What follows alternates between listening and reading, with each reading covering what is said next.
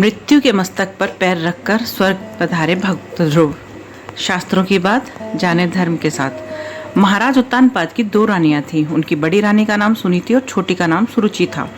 सुनीति से ध्रुव तथा सुरुचि से उत्तम नाम का पुत्र उत्पन्न हुआ। महाराज उत्तानपाद अपनी छोटी रानी सुरुचि से बहुत प्रेम करते थे, जबकि सुनीति प्राय उपेक्षित थी। इसलिए वो संसारिकता से विरक्त होकर अपना अधिक से अधिक समय भगवान के भजन पूजन में व्यतीत करती थी।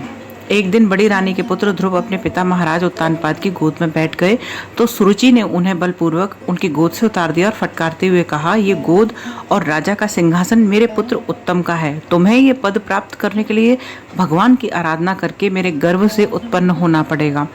सुरुचि के इस बुरे व्यवहार से अत्यंत दुखी होकर ध्रुव रोते हुए अपनी माँ सुनीति के पास आए। अपनी सौत के व्यवहार के विषय में जानकर सुनीति के मन में भी अत्यंत पीड़ा हुई। उन्होंने ध्रुव को समझाते हुए कहा, पुत्र, तुम्हारी विमाता ने क्रोध के आवेश में भी ठीक ही कहा है। भगवान ही तुम्हें पिता का सिंहासन और उससे भी श्रेष्ठ पद देने में समर्थ है, इसलिए तुम्हें उनकी ही आराधना करनी चाहिए। माँ के वचनों पर विश्वास करके 5 वर्ष का बालक ध्रुव वन की ओर चल पड़ा। मार्ग में उसे देवर्षि नारद मिले। उन्होंने ध्रुव को बहुत समझाया, घर लौटाने का प्रयास किया, लेकिन उसे लौटाने में सफल नहीं रहे।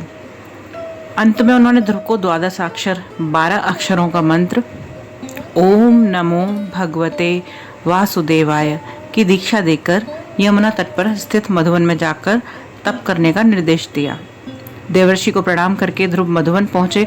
उन्होंने पहले महीने में कैथ और बेर, दूसरे महीने में सूखे पत्ते, तीसरे महीने में जल और चौथे महीने में केवल वायु ग्रहण करके तपस्या की। 5वें महीने में उन्होंने एक चरण से खड़े होकर श्वास लेना भी बंद कर दिया। मंत्र के अधिष्ठाता भगवान वासुदेव ने में ध्रुव का चित्त एकाग्र हो गया। संसार के एकमात्र आधार भगवान में एकाग्र होकर ध्रुव के श्वास अवरोध कर देने से देवताओं का भी श्वास अवरोध हो गया। उनकी भी सांसें रुक गईं। उनके प्राण संकट में पड़ गए। देवताओं ने भगवान के पास जाकर उनसे ध्रुव का तप निवृत्त करने की प्रार्थना की कि तप को रोक दो। ध्रुव भगवान के ध्यान में लीन थे। अचानक उनके हृदय की ज्योति आलोकित हो गई। ध्रुव ने घबराकर अपनी आंखें खोली। सामने शंख, चक्र, गदा, पद्मधारी भगवान स्वयं खड़े थे। बालक ने हाथ जोड़कर स्तुति करनी चाहिए, किंतु वाणी ने साथ नहीं दिया।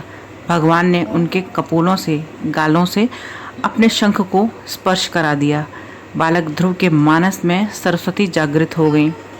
उनके हाथ जोड़कर भगवान की भावभीनी स्तुति की।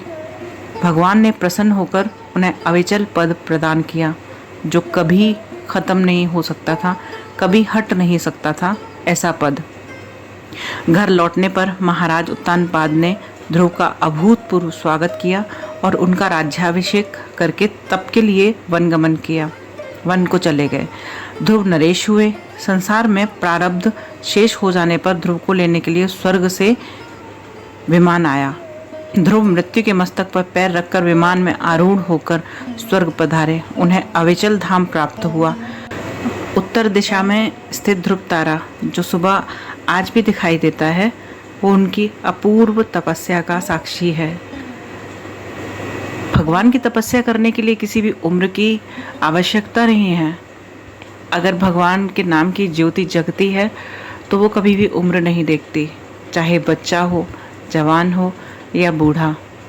भगवान को जिसके दिल में अपना घर बनाना होता है